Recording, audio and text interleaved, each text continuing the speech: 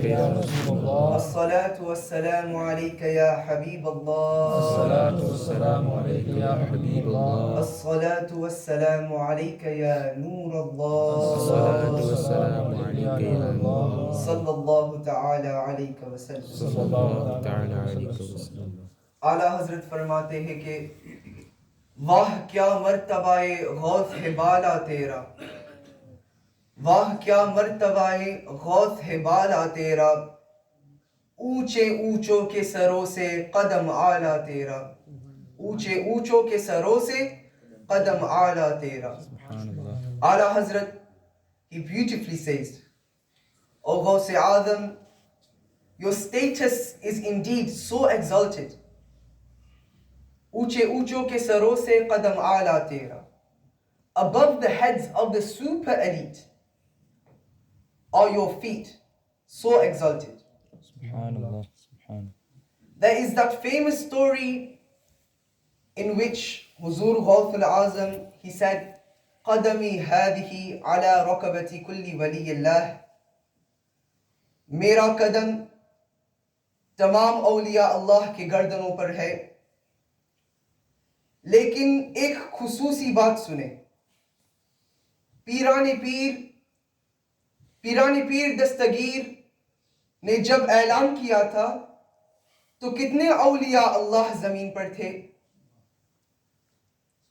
When the Peer of the Peers, Huzur Shaykh Abdul Qadir Jilani, when he made his announcement that Qadami hadihi ala raqabati kulli waliyillah, that these feet of mine are upon the necks of all the awliya Allah, how many awliya Allah were there present at the time?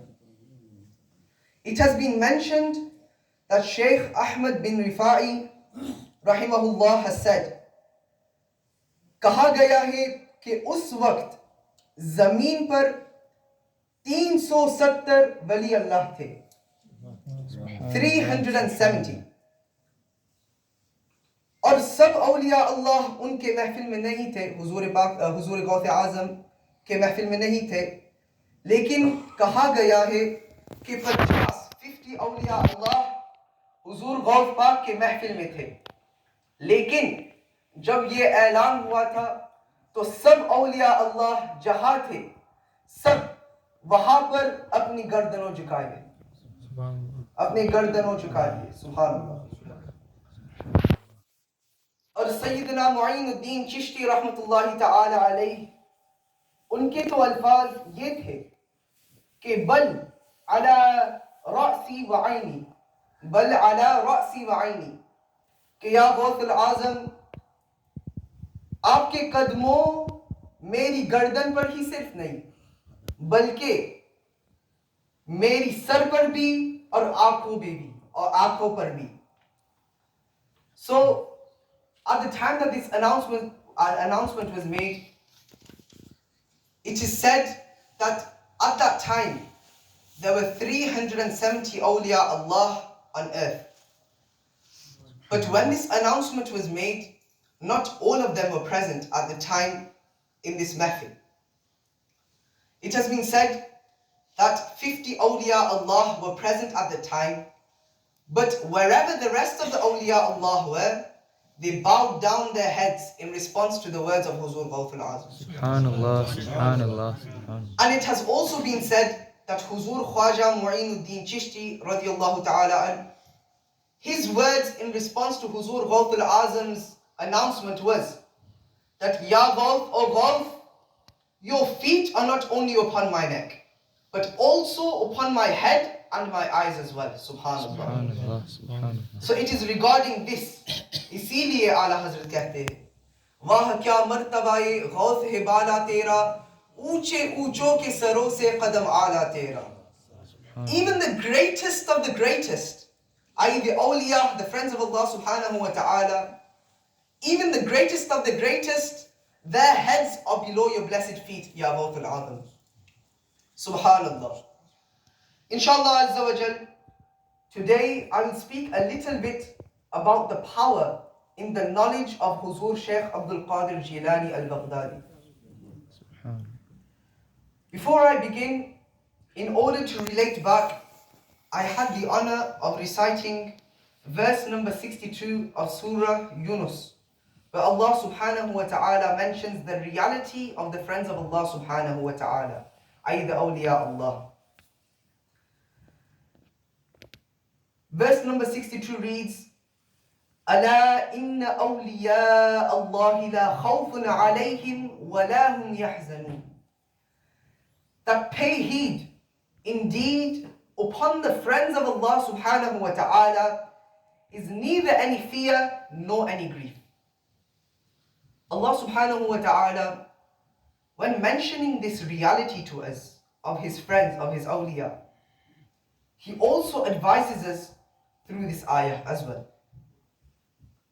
where He says, Inna awliya Allahi, indeed Allah's friends, they hold no fear. He advises us in the sense of telling us that this is the reality of my friends.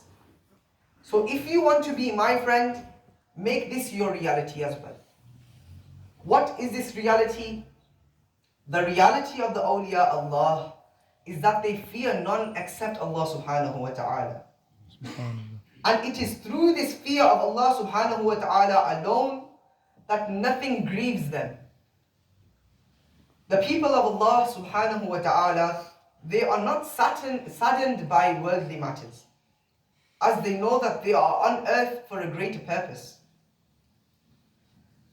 If one lives in the pleasure of Allah subhanahu wa ta'ala, as a friend of Allah subhanahu wa ta'ala, then how can anything come in the way of such a person? I pray that Allah subhanahu wa ta'ala gives me the tawfiq and you all the tawfiq as well to seek the pleasure of Allah subhanahu wa ta'ala and inshallah live in His pleasure as well. Ameen.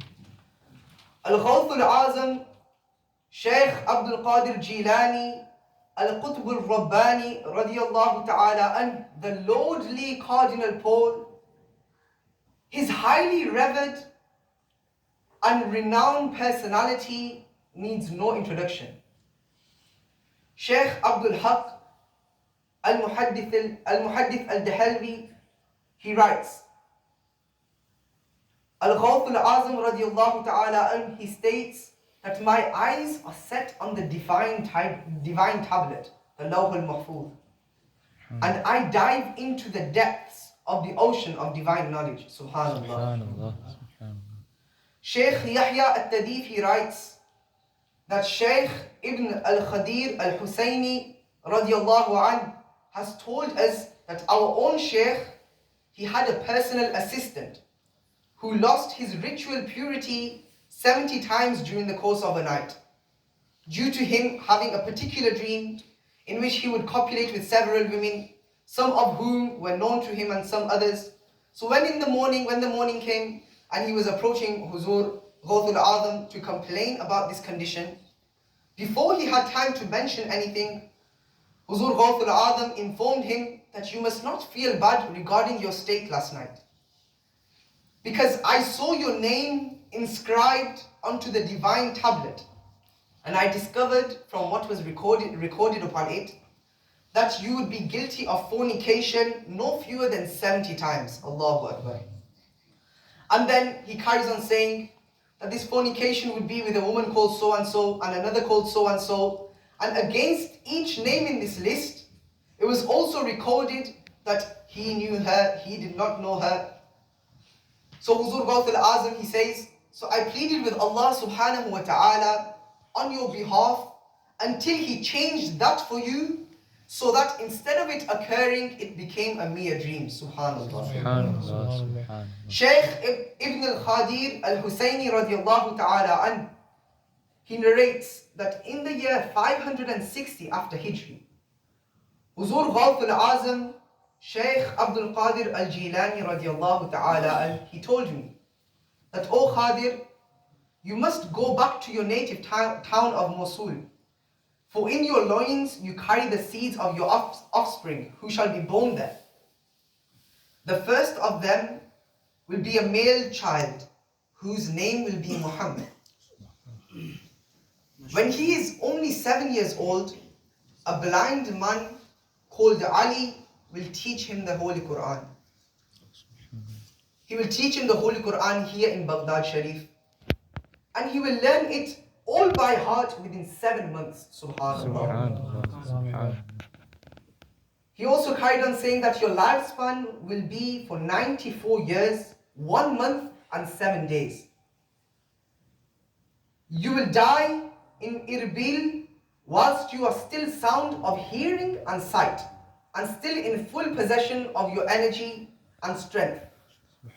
So at the age of 94, he will still have his hearing, his sight, and all of his strength, inshallah. This is what Huzur Shaykh Abdul Qadir Jilani told this person. He then carried on saying that the narration carries on that his son, Shaykh Abu Abdullah Muhammad radiallahu ta'ala narrates that my father came home to Mosul, and I was born there on the 1st of Safar in the year 561 after Hijri. Subhanallah. He says, my father introduced me to a blind man who would teach me to memorize the Quran very well. When my father asked him about his name and his native town, the blind man said, my name is Ali and my native town is the city of Baghdad. Subhanallah. This reminded him of what Huzur Ghaus al Azam radiallahu ta'ala had once told him. He carries on saying that my father died in Erbil on the 9th of Safar in the year 625 after Hijri, at the age of none less than 94 years, 1 month and 7 days. Subhanallah. Just like Huzur Ghaus al Azam said. Allah subhanahu wa ta'ala, He ensured that all his faculties remained fully at his disposal until the moment he died as well. Subhanallah. I pray that Allah subhanahu wa ta'ala gives us the tawfiq to learn more about the life of Huzur Ghaus al Azam. I pray that Allah subhanahu wa ta'ala gives us the tawfiq to act upon what we have learned today. I pray that Allah subhanahu wa ta'ala forgives me for any mistakes I have made. وَمَا عَلَيْنَا